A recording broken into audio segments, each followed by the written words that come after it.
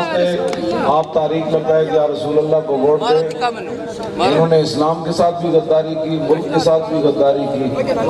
انہوں نے بغیر ویزے کے مودی کو اپنے گھر بلایا شادی پر, اور ان کا جو وہ جنرال تھا وہ خفیہ جا کے مری ان کو ساتھ ملا. اور بھی انہوں نے ملک کے مفادات کے خلاف گفتگویں کی ہوئی ہے.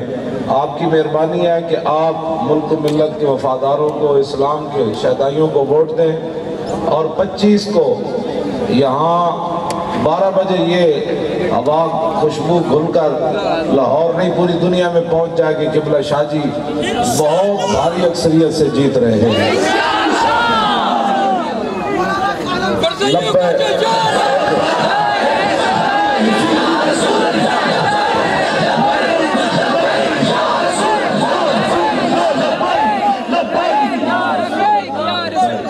انشاءاللہ خیر ہی خیر ہوگی. ہم چل پڑے ہیں نا, میدان لگا دیا ہے, اور ہم دنیا کو یہ بتا دینا چاہتے ہیں کہ نہ سر جھکا کے جیے نہ منہ چھپا کے جیے. نہ سر جھکا کے جیے. 12,000 شیل بھی ہم نے کھائے, سر نہیں جھکا. 8 لاکھ روپے سر پھر بھی نہیں جھکا. جیلوں میں گئے پھر بھی نہیں جھکا. ممتاز قادری پھندے پر کھڑا ہو کر پھر بھی لبیک کہتا رہا.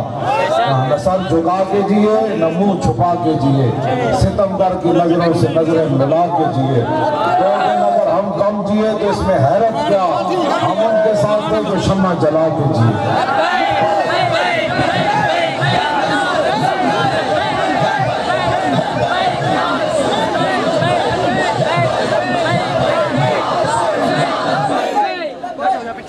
انشاءاللہ یار شاہ جی جب جیت کر جائیں گے نا اسمبلی کے اندر, تو پھر دیکھنا کہ ختم نبوت پر ڈاکے کون ڈالتا ہے, پھر ممتاز قادری کو قاتل کون قرار دیتا ہے, پھر مسجدوں کے سپیکر کون اتارے گا جب ایسے شیر وہاں موجود ہوں گے. اب آپ ہمیشہ روتے رہتے تھے جی بندہ ہی کوئی نہیں. اب تو سید آ گئے, آل رسول آ گئے, اور ایسے شیر آ گئے, حسین جمیل لوگ آ گئے. اب آپ پرچی کسی کو بھی نہیں دینی, اس کا پرچی شاہ جی کے لیے ہے, پرچی حضور کے دین کے لیے.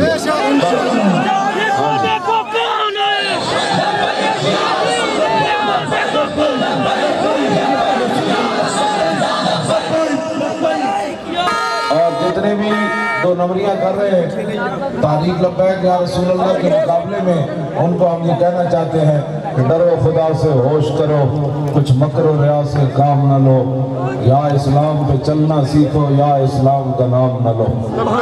انشاءاللہ میں پورے ملک کے اندر گھوم رہا ہوں. خیبر میں نہیں گیا, وہاں ٹائم ہی نہیں ہے, لیکن میں جہاں بھی گیا حضور کے غلاموں نے یہ فیصلہ کر لیا کہ اب انشاءاللہ حضور کا دین تخت پر آئے گا.